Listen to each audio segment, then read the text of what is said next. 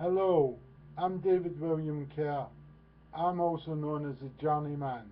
The reason I'm called that is after the song Journeyman by Iron Maiden, my favourite group, where Bruce Dickinson sings it. It's all about cheating death, desolation, this day's journeyman has day has begun, etc. Yeah? And it's all about a turbulent lifestyle. And I've had just that. I've had a roller coaster of a lifestyle. I've suffered, I've been traumatized, I've really went through the mill. And it's all because of one serious crime that fucked me up. Yeah? But I'll tell you about my life. I was brought up in Cumbernauld, Scotland, a tough childhood. I was a punk rocker. I met and fell in love with Wilma, a girl that two-timed me all over the place and left me desolated and devastated. I was depressed and suicidal, so I went to the doctor to seek getting a psychiatrist because I thought I was gone mad. He told me that there was a 6 month waiting list for psychiatrists. I thought, how many people need psychiatrists? You know what I mean? How many people are suffering? So he told me also that I shouldn't join the army because I was too much of a mummy's boy and I needed to get my independence. So I did. I got on my bike, as Norman Tebbit says. I came down south as the Clash sang London's calling to the faraway towns, and I was in that faraway town, and I came down, and I met and fell. I went and worked for Interglobe Security Company. £1.81 an hour, disgusting, but a responsible job. And I worked in Conservative Central Office, checking people for bombs and stuff. I worked at public health laboratories where they were doing animal experiments. I didn't agree with that too much. And I lived in the Ealing YMCA, and I met and fell in love with Jill Seward, www.seward.org, and she was a vicar's daughter and a virgin, and we fell in love and we hit it off, and we were known as an item as a couple. So what happened next? Well, what happened next? Well, what can I say? It was the Ealing Vicarage rape incident, the notorious Ealing Vicarage rape incident, the crime that shocked the nation, the most notorious sex crime of the 20th century, as said by newspapers.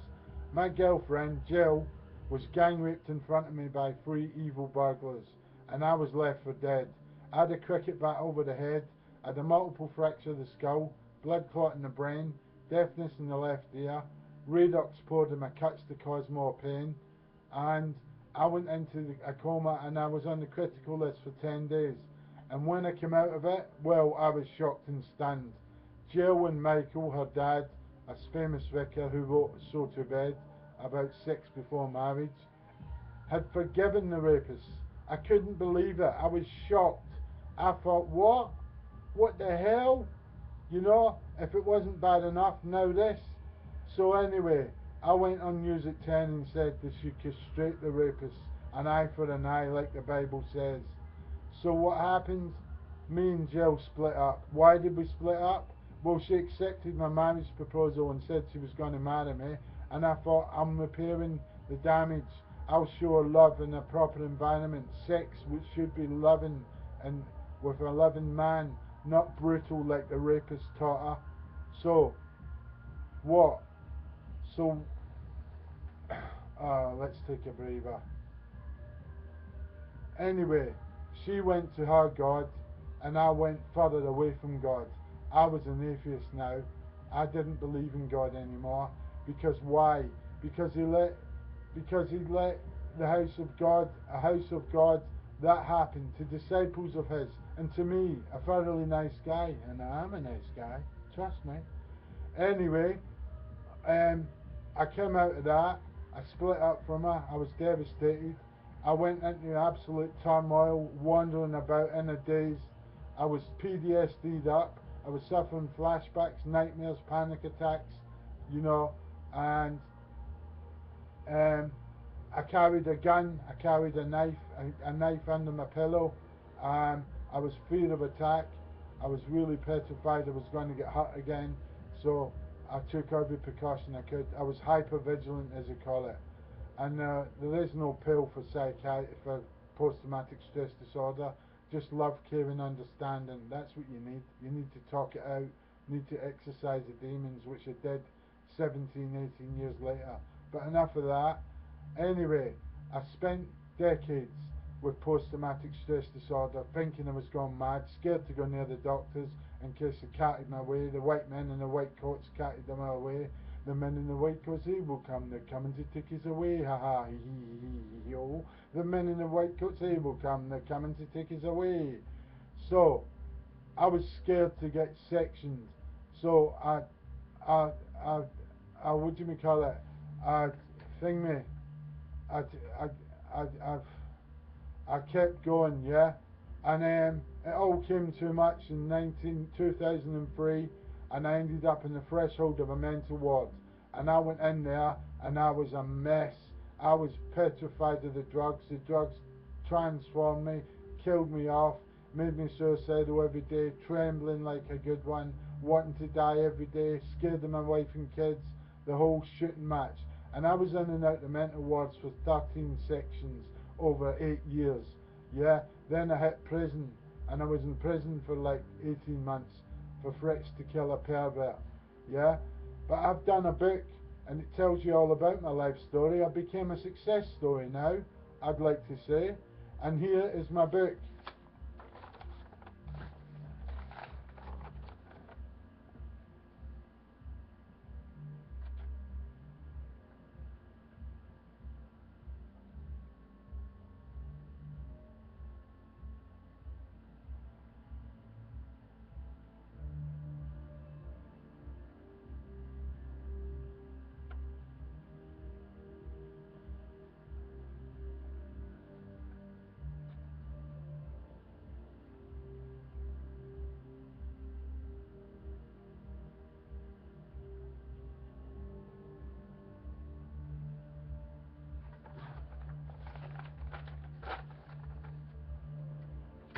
My websites are this.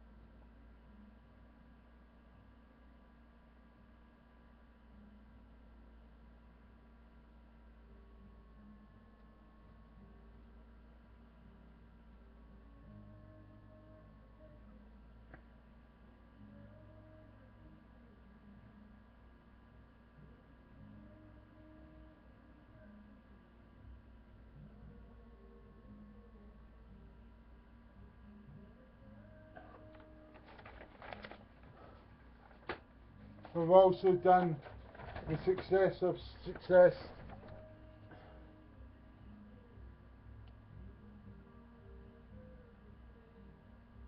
It's a union formed for the vulnerable and disadvantaged.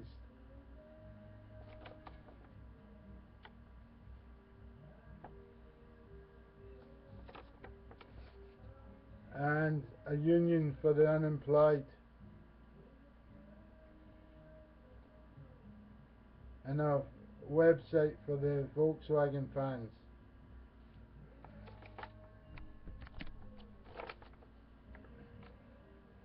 and run by the Carefree Company, which is going to be made limited.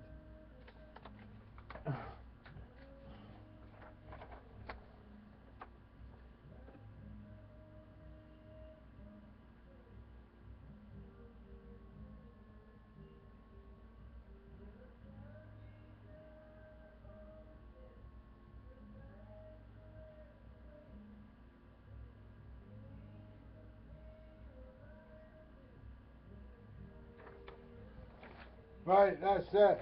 Volume 1. I'll be back with Volume 2. Cheers.